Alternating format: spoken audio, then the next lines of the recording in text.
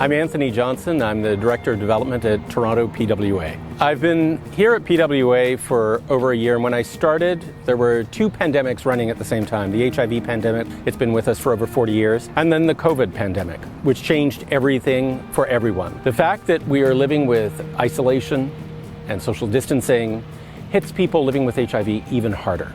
That's why the work you're doing for fundraising is so important, because the demand is up.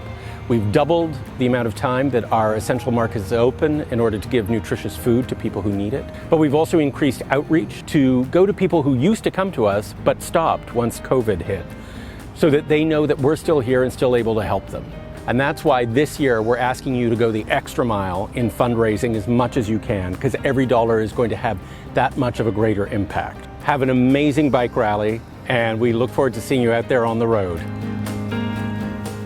I'm Pedro. I'm currently the Executive Assistant here at PWA. Back in 2020, when the pandemic started, we were very afraid that we would have to close our services to our community due to the fact that for safety reasons, we had to keep our 2 meters distance from everybody, and we wanted to make sure that our community would be safe as well.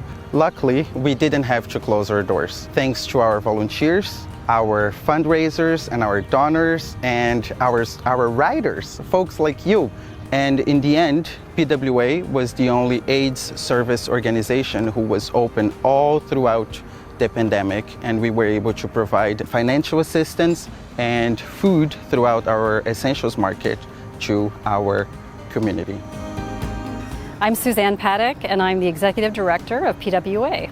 We should feel extremely elated and joyful about what we've achieved in the past year. When I say we, I say the Bike Rally and PWA, and we should feel very joyful that we can have a 2-day ride this year, that we can come together and start coming back. But HIV is far from over.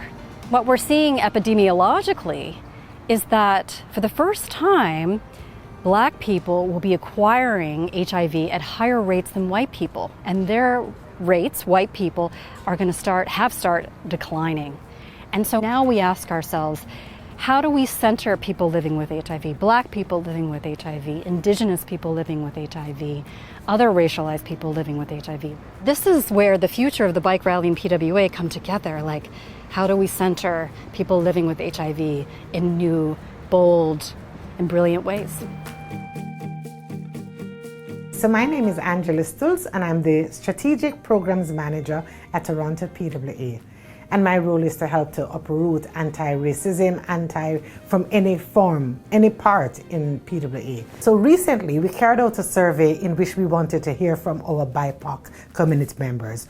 What is it that inhibits you, that makes you reluctant to come to the bike rally? And so we listened to your voices. You wanted to be seen, to be heard, to be a part of the process. And so what we've done since, if you look at our campaign, it is aimed towards encouraging Black involvement, Black participation, Indigenous participation, and people of color. I'm Sam, one of your co-chairs for the 2021 Bike Rally. I got involved back in 2018 and did my first bike rally. I was so blown away by the energy and enthusiasm, I decided to get involved with the steering committee. I knew that there was great need to make sure that the bike rally was something that could continue. So I put my name in the hat and I joined back in as your co-chair. Well, it's been quite a journey and a lot of work. And although we can't be riding together from Toronto to Montreal, we're doing something absolutely amazing this year.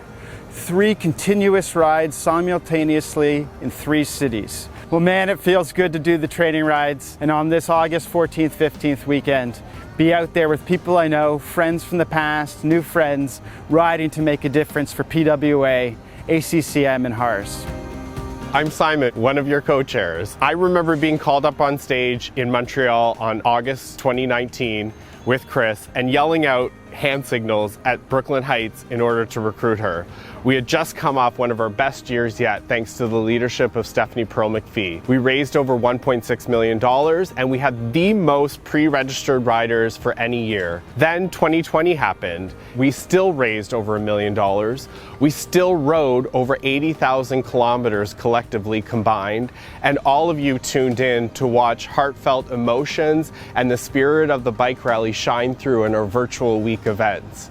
And now for 2021, we actually get to ride together again. The bike rally has been ever evolving, ever changing, but through your patience and your virtue and your connection to the cause, you have adapted and helped us bring you the event that you hoped for so much. I can't wait to ride with you soon.